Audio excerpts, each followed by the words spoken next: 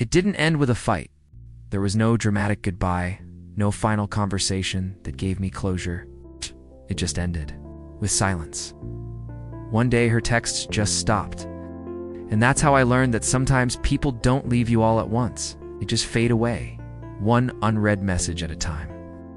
We used to talk every single night.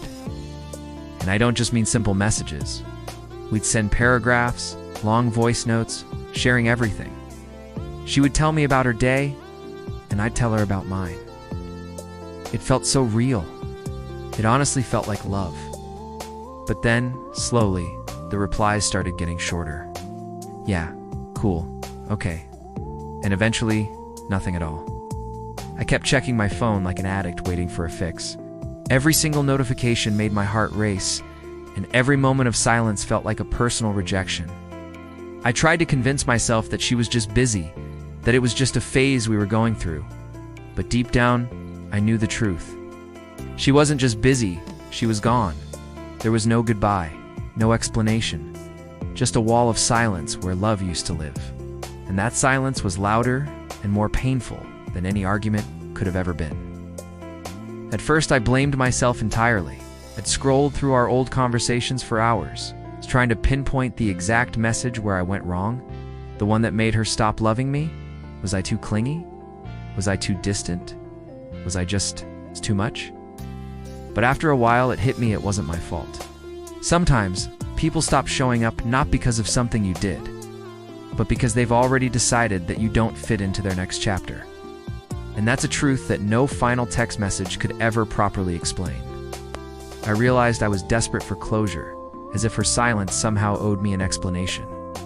But the truth is, the silence is the explanation.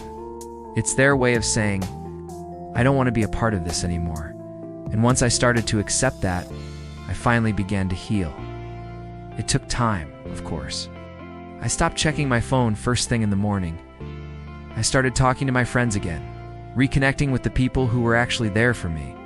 I began to focus on myself working out, reading books, just trying to be present in my own life. Slowly but surely, I realized that the world didn't stop spinning just because she left. And maybe she didn't really leave. Maybe she just showed me how much space I had in my life to fill with myself. I used to think that silence was cruel, the worst way to end things. But now, I see it as something almost sacred. Because in that quiet, empty space, I found clarity. I found peace. I found me. Sometimes love ends quietly, with a door slamming shut, but with a message that just never gets sent. You know what? That's okay. Because one day you'll look back and realize that her silence was not a rejection of who you are, it was a redirection. It was pointing you towards someone who won't make you beg to be heard, someone who will cherish your voice. Thank you so much for listening to my story. If this resonated with you, please consider liking this video and subscribing to the channel. I'd love to have you here.